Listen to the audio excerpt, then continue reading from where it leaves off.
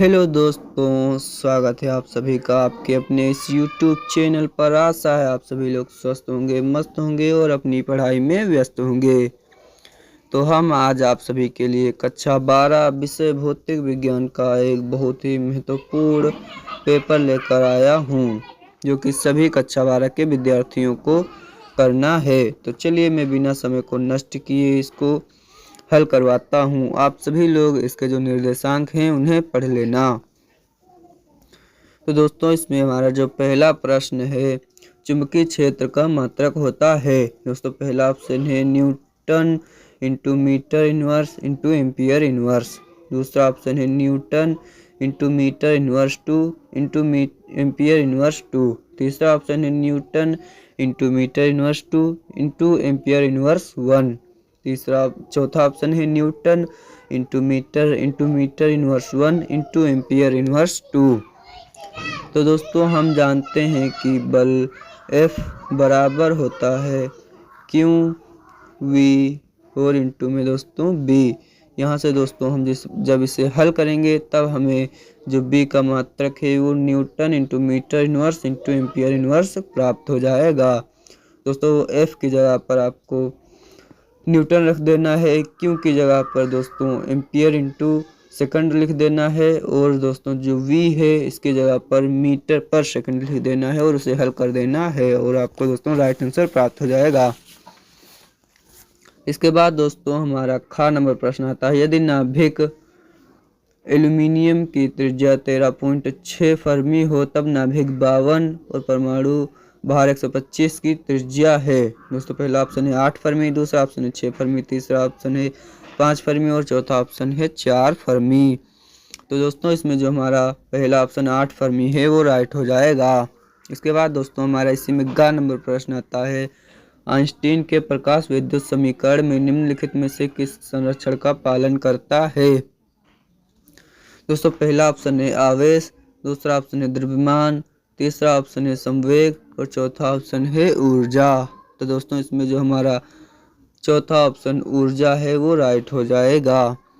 आवेश संरक्षण के नियम जो दोस्तों हैं उसे किरचॉफ ने दिया था। इसके बाद दोस्तों हमारा घ नंबर प्रश्न आता है, यदि किसी LCR परिपथ में VL, VR, VC तथा V0 क्रमशः प्रेरकत्व, प्रतिरोध, संधारित्र तथा स्रोत में लगे AC वोल्टमीटर के पाठ्यांक हों तब।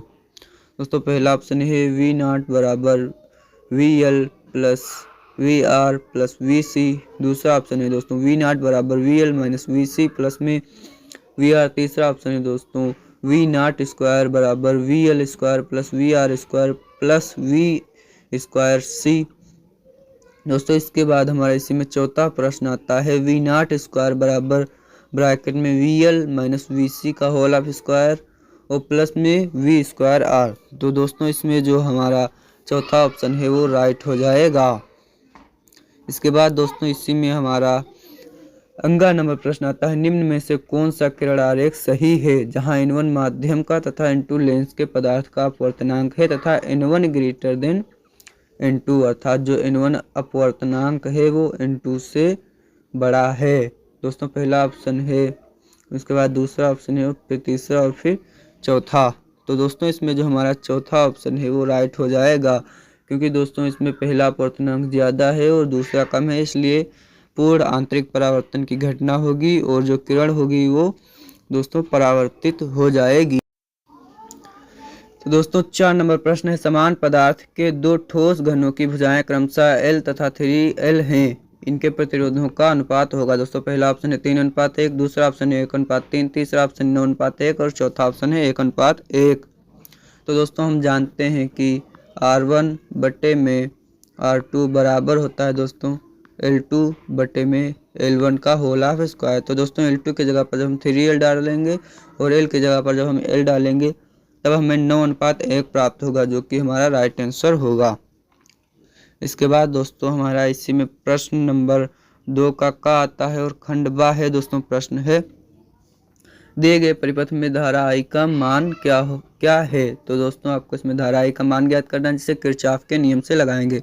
तो दोस्तों इसमें आपको ये संधि ऐसे पकड़ लेना है और दोस्तों आपको देखना है संधि की तरफ कितनी धाराएं आती हैं। तो जो दोस्तों हम देखेंगे तो ये जो 6 एम्पियर ये संधि की तरफ आती है, इसलिए दोस्तों हम इसे प्लस का 6 लिख लेते हैं। इसके बाद दोस्तों जो हमारी 3 एम्पियर है ये संधि से बाहर जा रही है, इसलिए इसे माइनस का 3 लिख लेते हैं।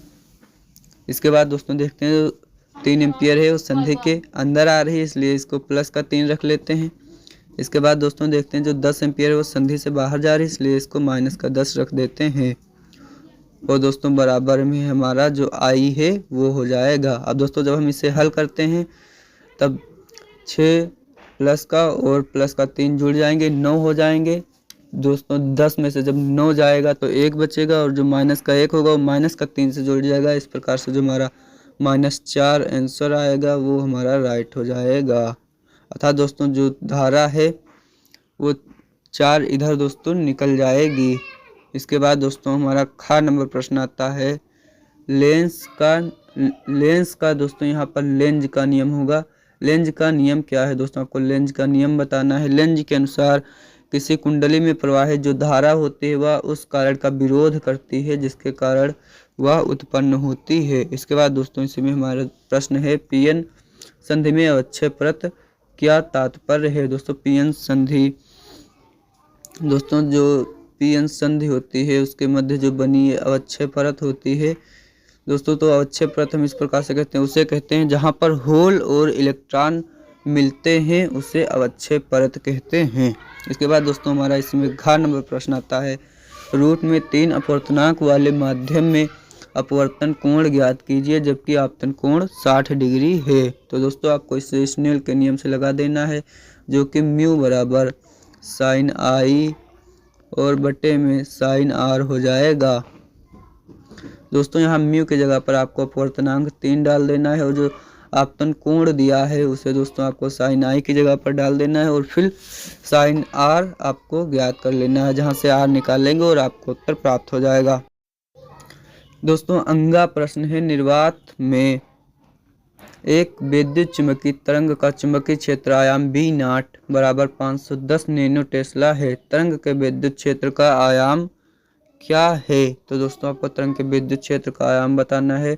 विद्युत क्षेत्र के आयाम और चुंबकीय क्षेत्र के आयाम में संबंध होता है ई नॉट और बटे में बी नॉट और बराबर में सी, जहाँ पर दोस्तों सी जो है वो हमारा प्रकाश की चाल है। आपको दोस्तों बी नॉट की जगह पर उसका मान 510 नैनो टेस्ला डाल देना है और ई नॉट की जगह पर आपको दोस्तों जो ज्ञात करना है वही है, इसलिए इसके जगह पर आपको दोस्तों कुछ नहीं डालना है। और जब आप दोस्तों जो प्रकाश की चाल है उसका मान डालेंगे और फिर हल करेंगे तो आपको उत्तर प्राप्त हो जाएगा। और हाँ दोस्तों जो नैनो टेस्ला दिया है उसको टेस्ला में बदल लेना, क्योंकि जो हमारी प्रकाश की चाल है वो मीटर में होती है, तो फिर प्रकाश की चाल को नैनो में बदल लेना। इसके बाद दोस्तों इसी में हमारा 4 नंबर प्रश्न आता है अनुचुंबकीय तथा लोह चुंबकीय पदार्थ में क्या मुख्य अंतर है। तो दोस्तों अनुचुंबकीय पदार्थों में डोमेन नहीं बनता है जबकि जो लोह चुंबकीय पदार्थ हैं उनमें डोमेन बनता है। और दोस्तों जो लोह चुंबकीय पदार्थ हैं वो चुंबकीय क्षेत्र में रखे जाने पर प्रबल चुंबक की भांति व्यवहार करते हैं जबकि अनुचुंबकीय दुर्बल चुंबक की भांति। दोस्तों फिर इसी में हमारा खंड सा आता है जिसमें पहला प्रश्न है का नंबर ठोसों में ऊर्जा बैंड की व्याख्या कीजिए। दोस्तों इस प्रश्न को आपको कर लेना है, ये बहुत ही महत्वपूर्ण है, आप दोस्तों इसको कर लेना है। और ठोसों में जो ऊर्जा बैंड के प्रकार होते हैं चालन बैंड और दोस्तों संयोजकता बैंड और अंतराली बैंड, उन्हें भी आपको ढंग से तैयार कर लेना है। इसके बाद दोस्तों इसी में आता है रदरफोर्ड के अल्फा कण प्रकीर्णन के प्रयोग का निष्कर्ष बताइए। दोस्तों ये भी बहुत ही महत्वपूर्ण है, रदरफोर्ड का, बोर का, थॉमसन का मॉडल दोस्तों बहुत ही महत्वपूर्ण है। तो दोस्तों इसमें आपको निष्कर्ष बताना है कि जो परमाणु है उसका नाभिक बहुत ही ठोस होता है, नाभिक में धनावेश होता है, परमाणु का अधिकांश भाग खोखला होता है। दोस्तों इसी प्रकार से आपको लिख देना है। इसके बाद दोस्तों इसी में हमारा ग नंबर प्रश्न आता है यदि प्रोटॉन तथा न्यूट्रॉन की संगत द्विब्रोगली तरंगदैर्घ्य समान प्राप्त हों तब दोनों में से किसकी गतिज ऊर्जा अधिक होगी। तो दोस्तों इसमें हमारा जो प्रोटॉन है उसका द्रव्यमान कम होता है इसलिए इसकी गतिज ऊर्जा अधिक होगी, और जो दोस्तों न्यूट्रॉन है उसका द्रव्यमान ज़्यादा होता है इसलिए इसका जो गतिज ऊर्जा होगा वो कम होगा, क्योंकि दोस्तों जो डी ब्रोगली तरंगदैर्घ्य के अनुसार होता है वो लेमडा बराबर में प्लांक नियतांक एच और बटे में रूट में 2m के होता है, जहाँ से दोस्तों के को हम लेमडा की जगह पर ले जा सकते हैं और लेमडा को यहाँ पर ला सकते हैं रूट हटाने के पश्चात। तो दोस्तों इस प्रकार से जब हम हल करेंगे तब जो निर्भर करेगा वो दोस्तों द्रव्यमान m पर निर्भर करेगा। इसके बाद दोस्तों इसी में हमारा घ नंबर प्रश्न आता है। एक बैटरी 4 ओम प्रतिरोध तार में धारा प्रवाहित की जाती है। उसी बैटरी में से एक अन्य 9 ओम प्रतिरोध में धारा प्रवाहित करने पर बैटरी का आंतरिक प्रतिरोध ज्ञात कीजिए, जबकि दोनों तारों में धारा समान समय में समान ऊष्मा उत्पन्न करती है। तो दोस्तों ये न्यूमेरिकल था और आपको इसे भी हल कर लेना है। इसके बाद दोस्तों खंड द आता है, जिसमें प्रश्न है आवेश Q को R तथा त्रिज्याओं के दो संकेंद्रित खोखले गोलों पर इस प्रकार वितरित किया जाता है, जबकि उनमें आवेशों के पृष्ठ घनत्व बराबर हैं। उभयनिष्ठ केंद्र पर विभव ज्ञात कीजिए। ये दोस्तों आपका निगमन है और दोस्तों कर लेना है, बहुत ही महत्वपूर्ण है। इसके बाद दोस्तों इसी में हमारा घ नंबर प्रश्न आता है। विद्युत चुंबकीय तरंगे क्या हैं? इन तरंगों के अभिलक्षणों की व्याख्या कीजिए। दोस्तों अब तक का अगर कोई सबसे ज़्यादा महत्वपूर्ण प्रश्न है, सबसे ज़्यादा रिपीटेड है, तो वो ये वाला प्रश्न है विद्युत चुंबकीय तरंग वाला। ये दोस्तों बहुत ही महत्वपूर्ण, इसे आप लोग ज़रूर करना। और यदि करने में परेशानी होती है तो कमेंट बॉक्स आपके लिए फ्री है, आप लोग उसमें बताना, हम इसके लिए सॉल्यूशन लेकर आएंगे। इसमें दोस्तों ग नंबर प्रश्न आता है। बायो-सेवर्ट नियम क्या है? इसकी सहायता से एक वामावर्त धारावाही लूप के अक्ष पर चुंबकीय क्षेत्र की तीव्रता का सूत्र तथा दिशा प्राप्त कीजिए। आपको दोस्तों इस क्वेश्चन को भी कर लेना है। इसके बाद दोस्तों इसी में घ नंबर प्रश्न आता है। प्रकाश विद्युत प्रभाव के प्रयोग में उत्सर्जित इलेक्ट्रॉनों की अधिकतम गतिज ऊर्जा तथा आपतित प्रकाश की आवृत्ति के बीच ग्राफ दर्शित है। दोस्तों आपको ये ग्राफ दर्शाया गया है, इसको आपको दोस्तों देख लेना है। और फिर इसके बाद इसके नीचे जो 3 प्रश्न दिए गए हैं उन्हें भी करना है, जिसमें दोस्तों पहला देहली आवृत्ति ज्ञात करना है, दूसरा है कार्यफलन और तीसरा है प्लांक नियतांक। दोस्तों एक बार फिर से देख लेना है और आपको कर लेना है। इसके बाद दोस्तों इसी में हमारा 7 नंबर प्रश्न आता है। अन्योन्य प्रेरण गुणांक की परिभाषा दीजिए। दोस्तों बहुत ही महत्वपूर्ण है, अन्योन्य और सप्रेरण गुणांक दोनों दोस्तों बहुत ही महत्वपूर्ण है। और फिर दोस्तों यदि किसी प्राथमिक कुंडली में धारा I 10 साइन ब्रैकेट में 100 पाई टी एम्पियर प्रवाहित होने पर इसके समीप स्थित कुंडली में अधिकतम प्रेरित विद्युत वाहक बल 5 पाई वोल्ट है, तब कुंडली के मध्य न्यून प्रेरक गुणांक का मान ज्ञात कीजिए। दोस्तों ये न्यूमेरिकल है, आपको हल कर लेना है। इसके बाद दोस्तों इसी में हमारा 9 नंबर का आता है 4 का प्रश्न। एक अवतल दर्पण द्वारा किसी वस्तु का 4 गुना बड़ा वास्तविक प्रतिबिंब बनाना है। वस्तु के दर्पण से 3 सेंटीमीटर दूर ले जाने पर आवर्धन 3 गुना हो जाता है। दर्पण की वक्रता त्रिज्या ज्ञात कीजिए। दोस्तों इसके बाद हमारा ख नंबर प्रश्न आता है। चित्रानुसार 2 लंबे समांतर तारों ए व बी में क्रमशः 10 एम्पियर तथा 20 एम्पियर की धाराएं प्रवाहित की जाती हैं। इन दोनों तारों के बीच में 15 सेंटीमीटर लंबे तार सी जिसमें 5 एम्पियर धारा प्रवाहित की जाए, तब तार सी पर कितना बल कार्य करेगा। फिर दोस्तों इसी में आपको चित्र भी दिया गया है। इसके बाद दोस्तों हमारा ट्रांसफार्मर से संबंधित प्रश्न आता है और ये आपका मोस्ट इम्पोर्टेंट है। दोस्तों आपको पूरा ट्रांसफार्मर की क्रियाविधि, ट्रांसफार्मर की संरचना सब दोस्तों आपको तैयार करना है। ट्रांसफार्मर के प्रकार दोस्तों, एक अक्षीय ट्रांसफार्मर संचरण की लाइन की वोल्टता 2200 वोल्ट से 220 वोल्ट में परिवर्तित करता है। प्राथमिक कुंडली में 5000 फेरे, ट्रांसफार्मर की दक्षता 90%, निर्गत शक्ति 8 किलोवाट है। गणना कीजिए। द्वितीय कुंडली में फेरों की संख्या और निवेशित शक्ति। इसके बाद दोस्तों इसी में हमारा ग नंबर प्रश्न आता है। समतल ध्रुवित प्रकाश क्या है? अवतल दर्पण अवतल अपवर्तन द्वारा ध्रुवित प्रकाश कैसे प्राप्त करते हैं? पोलेराइडों के उपयोग बताइए। इसके बाद दोस्तों इसी में हमारा घ नंबर प्रश्न आता है। किसी सेल के आंतरिक प्रतिरोध का सूत्र E, V तथा R के पदों में प्राप्त कीजिए। E, V तथा R क्रमशः सेल का विद्युत वाहक बल, बाह्य प्रतिरोध तथा सिरों के बीच विभवांतर तथा बाह्य प्रतिरोध है। इसके बाद दोस्तों इसी में हमारा अंगा नंबर प्रश्न आता है। चल कुंडली गैल्वेनोमीटर की धारा सुग्राह्यता से आप क्या समझते हैं? गैल्वेनोमीटर के प्रतिरोध 50 ओम है। पूर्ण स्केल विक्षेप के लिए धारा का मान 0.05 एम्पियर। इसे 5 एम्पियर प्रति मीटर में बदलने के लिए कितनी लंबाई के तार की आवश्यकता होगी? तार का परिच्छेद क्षेत्रफल 2.7 × 10⁻⁶ मीटर स्क्वायर तथा तार के पदार्थ का विशिष्ट प्रतिरोध 5 × 10 × 10⁻⁷ ओम × मीटर है। इसके बाद दोस्तों इसी में हमारा खंड या आता है, जिसमें हमें पहला प्रश्न दिया गया है, पीएन संधि डायोड के अग्र अभिन्नत विन्यास की क्रिया समझाइए।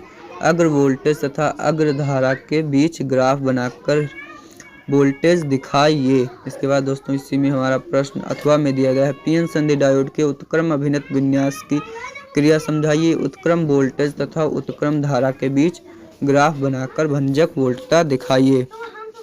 इसके बाद दोस्तों इसी में हमारा 7 नंबर प्रश्न आता है, बोर के क्वांटम सिद्धांत की सहायता से यह दिखाए कि नवीं कक्षा में परिक्रमण करते हुए किसी इलेक्ट्रॉन का कक्षा की परिधि n लैम्डा के बराबर होती है। लैम्डा इलेक्ट्रॉन की द्विध्रुवीय तरंग दे रहे हाइड्रोजन परमाणु में n बराबर 1 तथा n बराबर 3 ऊर्जा स्तरों के बीच उत्सर्जन अवशोषण वर्गक्रम रेखाओं को प्रदर्शित कीजिए। इसके बाद दोस्तों इसी में हमारा अथवा में प्रश्न है, बंधन ऊर्जा से आप क्या समझते हैं?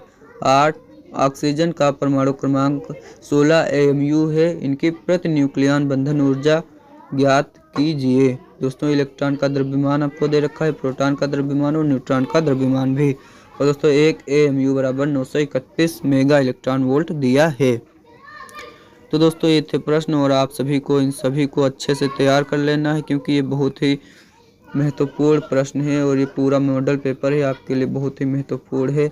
आशा है आप सभी को वीडियो पसंद आई होगी और आप सभी ने हमारे चैनल को लाइक और सब्सक्राइब कर लिया होगा। तो चलिए मिलते हैं किसी अगली अच्छी सी वीडियो के साथ। तब तक के लिए आप सभी लोग अपना ध्यान रखिएगा, स्वस्थ रहिएगा, मस्त रहिएगा। धन्यवाद।